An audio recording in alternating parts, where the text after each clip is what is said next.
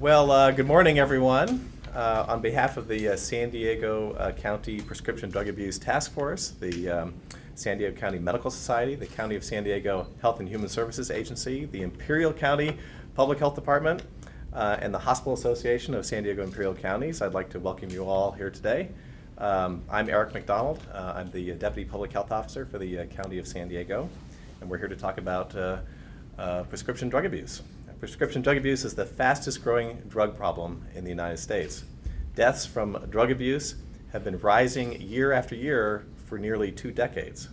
Of particular concern is what the U.S. Centers for Disease Control and Prevention is calling the prescription painkiller epidemic. I'll get that sentence out here. Prescription painkillers are now the leading cause of drug-related deaths, and more people die in the United States from drug overdose than motor vehicle crashes or falls or any other kind of non-natural unintentional death. There are important and legitimate needs for pain medicine, but as the number of prescription pain pills has increased by a factor of 4, the number of deaths associated with prescription pain medicines has increased by a factor of 3. In 2010, according to the last CDC report, 2 million people reported using prescription pain medicines for the first time non-medically within the last year. 12 million people use them non-medically throughout the year. For new people, that's 5,500 people using a prescription painkiller without a prescription every day. Put another way, in 2010, enough prescription painkillers were sold to medicate every American adult with a typical dose of an opiate painkiller every 4 hours for a month.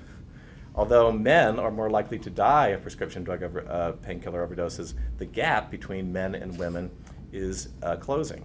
Today, more women are dying of prescription painkiller overdoses like Oxycontin and Vicodin than from cervical cancer or from homicide.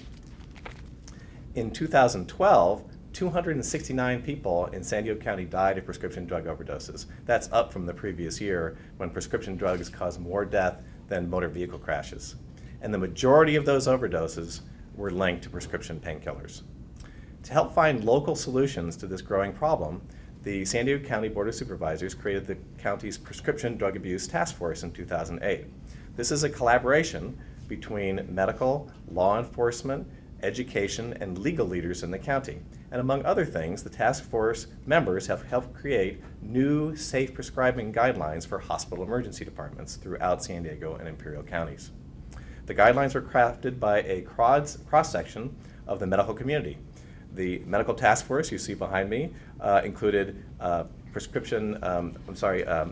primary care physicians, pain specialists, emergency physicians, dentists, pharmacists, and psychiatrists. The ultimate goal of these guidelines is to ensure safe prescribing of pain medication throughout the region and reducing the harms caused by misuse and abuse of prescription painkillers. This effort illustrates the common good that can be accomplished when public partnerships occur. And what I'd like to do is turn it over to Dr. Ronit Lev, who has led this effort on behalf of the Prescription Drug Abuse Medical Task Force. So, Ronit. Thank you, Dr. McDonald. So, good morning. I'm Dr. Ronit Lev. I chair the San Diego County Medical Society Emergency Medicine Oversight Commission and the Prescription Drug Abuse Medical Task Force. I'm a practicing emergency physician and director of operations at the emergency department at Scripps Mercy Hospital in San Diego. The guidelines announced today are an important step in curbing the prescription drug epidemic, preventing deaths, and promoting safe prescribing. Pain relief treatment can be complicated. Misuse and abuse of pain medicine can cause serious health problems and death. In order to promote safety, the emergency departments of San Diego and Imperial County collaborated to develop universal prescription pain medication guidelines for all our emergency departments. This occurred during a historic meeting in February, where every single emergency department was represented, reviewed data on the epidemic, reviewed various guidelines from around the country, and adopted a local version.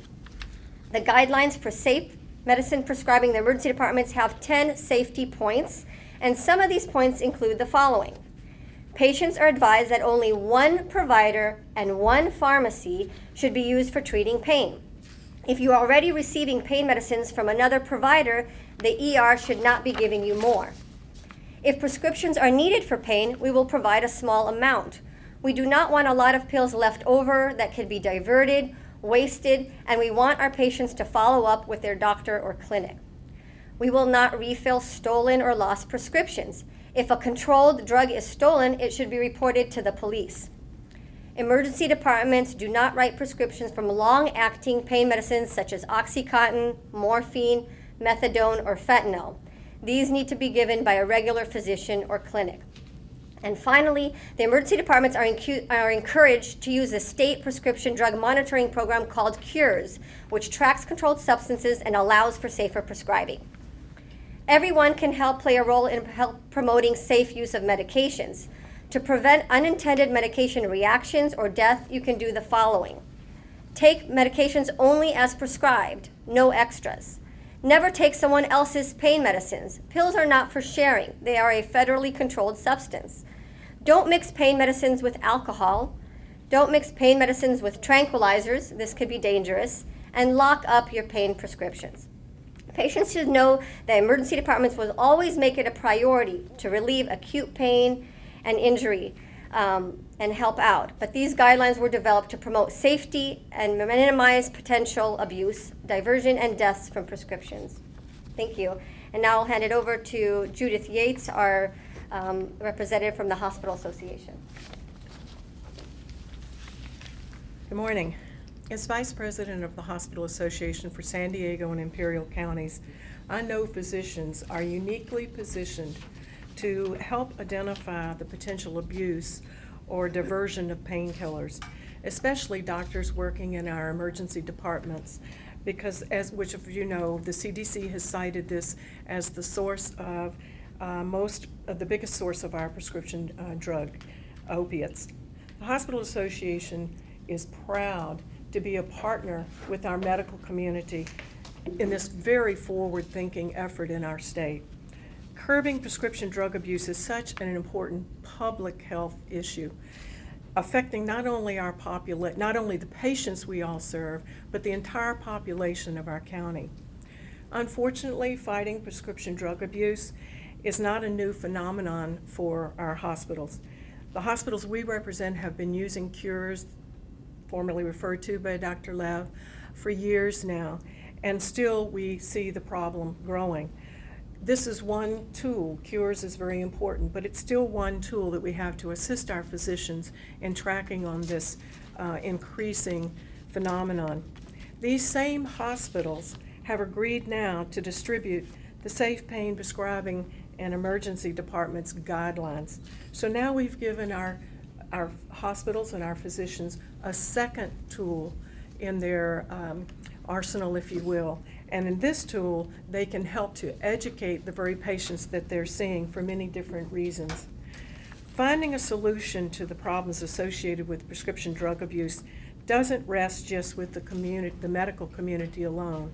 It rests with all of us. But those standing here today know that the community has a shared responsibility. Our responsibility, and mostly their responsibility behind me, is to lead by example and to educate the community and what is dangerous about what might otherwise be perceived as a simple pain medication. Thank you. So this concludes our formal remarks. One-on-one interviews are available with the speakers, and as well, we have multiple medical professionals from around the county who are available for interviews. Thank you.